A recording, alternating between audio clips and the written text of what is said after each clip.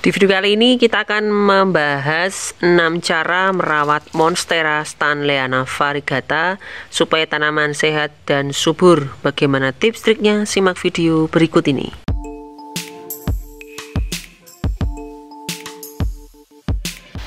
Halo, assalamualaikum warahmatullahi wabarakatuh. Kembali lagi dengan saya Harsha di channel Aska Garden Indonesia. Channel yang membahas tentang budidaya tanaman, terutama tanaman hias, baik itu cara perawatan, cara budidaya, dan lain-lain yang akan saya sampaikan secara tuntas dan lengkap.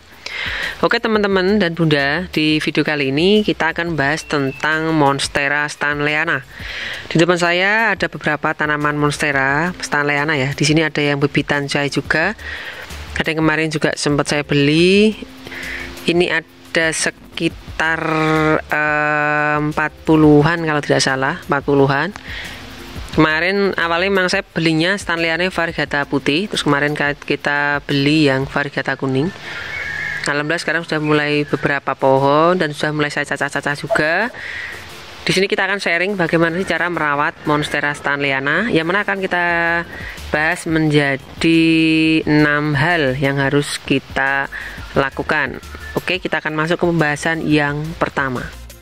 Oke, dalam merawat tanaman Monstera stanleyana ya, di depan saya ada Monstera nih yang stanleyana kuning ya. Ini banyak sekali faktor yang mempengaruhi kesuburan dan kerimbunan. Dan kita akan bahas yang pertama, yakni media tanam. Oke, media tanam yang kita maksud adalah usahakan untuk Monstera stanleyana gunakan media tanam yang poros. Secara umum poros itu dia mudah sekali mengalirkan air, dan namun untuk versi kesuburan juga sudah cukup.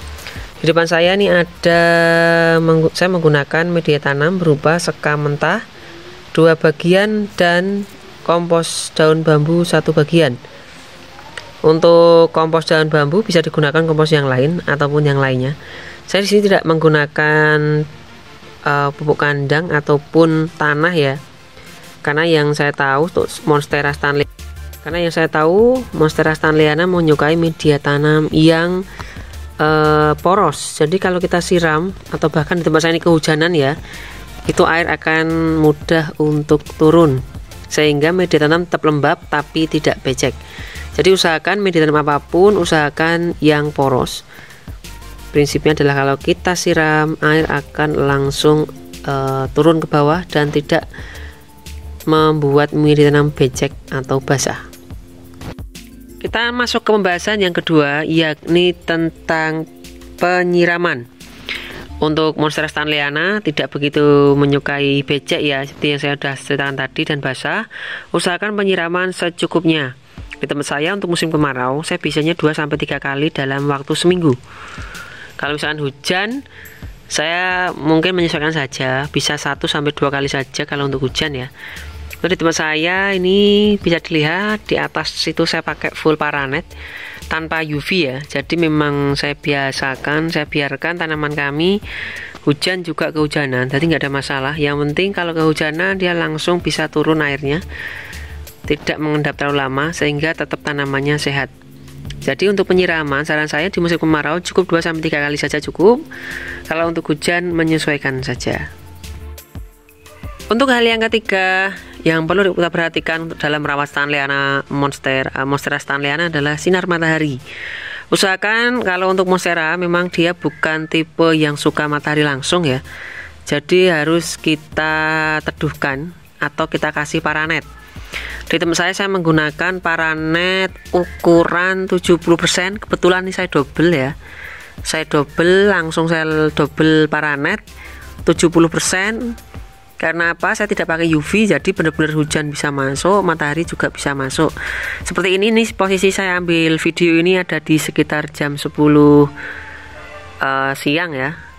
Di sini matahari cukup masuk, namun dia tidak panas. Oke, jadi pertumbuhannya stanleyana insya Allah bagus. Tapi mungkin beda cerita dengan yang tanaman seperti ini ya. Ini tanaman albino, mungkin bagaimanapun bisa ini terbakar karena memang klorofilnya sangat minim ya. Kalau untuk yang lainnya insya Allah cukup, tidak ada daun yang terbakar, semuanya cukup ya. Nah untuk kebutuhan sinar atau harus cukup, jangan sampai kita tempatkan di tempat yang sangat teduh atau mungkin malah tidak kena sinar matahari, karena sejatinya tanaman juga butuh sinar untuk fotosintesis.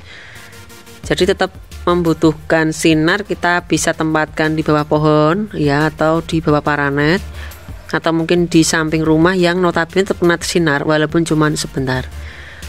Oke, simpelnya memang pakai paranet itu sudah cukup, minimal 70%. Itu pengalaman saya, insya Allah sudah cukup. Kita bahas ke yang keempat, yakni pupuk. Di tempat saya kebetulan untuk Monstera stanleyana variegata ya, entah itu putih dan kuning, itu sekalian kompos. Saya menggunakan pokoknya adalah kompos daun bambu. Bisa diganti dengan kompos apapun, silahkan teman-teman mau pakai apapun. Di tempat saya sudah saya campur sekalian di media tanamnya. Jadi paling tidak kita cuma tinggal menyiram saja. Oke, untuk pupuk bisa digunakan pupuk kimia ataupun organik. Kalau untuk pupuk organik bisa gunakan pupuk kandang. Nanti bisa kita taburkan di pinggir-pinggir sini aja. Kalau sekalian mau dicampur pas nyampur media juga nggak apa-apa. Tapi kalaupun tidak sempat, kita cukup bisa taburkan itu di samping sini. Kenapa di samping? Karena akar stanleyana itu pada idealnya kan dia akan dicari samping ya. Jadi saat kita siram dia akan langsung meresap ke bawah dan terserap oleh akar. Termasuk juga nanti kalau dikasih NPK gunakan yang dosis ringan saja, tidak perlu overdosis. Cukupnya saja 1 liter cukup sepucuk sendok ya, sendok teh aja, cukup sedikit saja. Yang penting bisa digunakan seminggu sekali, nggak, itu lebih aman daripada sekali agak banyak, nanti malah efeknya adalah kuning ya atau lolos. Kalau untuk pupuk slow release gunakan, bisa kita tabur. Di tempat saya biasanya saya buka sedikit media, terus saya taburkan slow release kayak di kastar itu ya, kayak osmokot, terus saya kubur. Jadi saat kita nyiram itu sudah seperti kita mupuk. Jadi pupuk itu bisa digunakan macam-macam. Boleh pupuk kandang, boleh kompos, boleh pupuk slow release ataupun fast release. Itu bisa digunakan semuanya. Kita masuk ke pembahasan yang kelima, yakni repotting atau penggantian pot sekaligus dengan penggantian media tanam. Kebetulan di tempat saya beberapa tanaman itu sudah saya ganti pot ya. Contoh di depan saya ini adalah Monstera stanleyana. Kebetulan saya pakai pot EVL 20. Jadi pot tipe tinggi ya, ini agak lumayan tinggi potnya. Karena harapan saya sekali saya membuat media tanam untuk tanaman ini, saya juga akan mungkin agak menggantinya agak lama, mungkin bisa setengah tahun atau mungkin 1 tahun sekali. Itu baru saya ganti media tanam. Sekaligus dengan pot tinggi seperti ini, kita akan mudah untuk memasang turus. Seperti ini ya, ini kan saya pasang terakhir ya. Jadi semua media sudah siap, kita tanam, baru turus ada di terakhir. Jadi jangan lupa untuk repotting tanaman bila memang sudah terlalu kecil potnya, kita bisa ganti yang lebih besar. Di tempat saya memang saya percepat, jadi walaupun tanaman masih kecil seperti ini, itu pot sudah saya pakai yang besar. Karena memang kalau sudah mapan ya, bahasa Jawanya ya, mapan itu maksudnya dia udah adaptasi, itu pertumbuhannya kan cepat. Rata-rata tidak ada 1 bulan ya daun itu keluar. Kalau sudah akar sudah agak lumayan banyak, itu pengalaman saya antara 2 minggu sampai 3 minggu sekali itu keluar daun. Itu kalau sudah mapan akarnya. Kalau tanaman baru, pot baru, kemungkinan akan sedikit lebih lama, paling tidak 1 bulan 1 daun atau 3 minggu 1 daun. Oke, kita masuk ke faktor yang keenam dan yang terakhir adalah pemasangan turus. Untuk tanaman Monstera stanleyana dasarnya memang dia itu tipe merambat ya. Di depan saya ada beberapa tanaman yang mana hampir semuanya yang sudah remaja saya pasangi turus. Saya pakai turus lumut ya. Kamu pakai turus sabut kelapa juga nggak ada masalah. Tapi di tempat saya memang saya biasakan pakai turus. Kenapa? Karena memang niat saya memang saya cacah. Kalau tanaman itu menempel di turus turus lumut, itu gampang sekali saat kita ingin melepaskan tanamannya. Seperti ini, itu akar cukup menempel saja. Saat kita lepas itu sangat mudah. Kita ambil contoh ya yang ini ada sedikit yang remaja. Ini mungkin saya akan cacah ya, habis ini saya akan buatkan video tutorialnya bagaimana cara membanyaknya. Di sini saya pakai lumut, akar di sini kelihatan ya sangat bagus, ini menempel.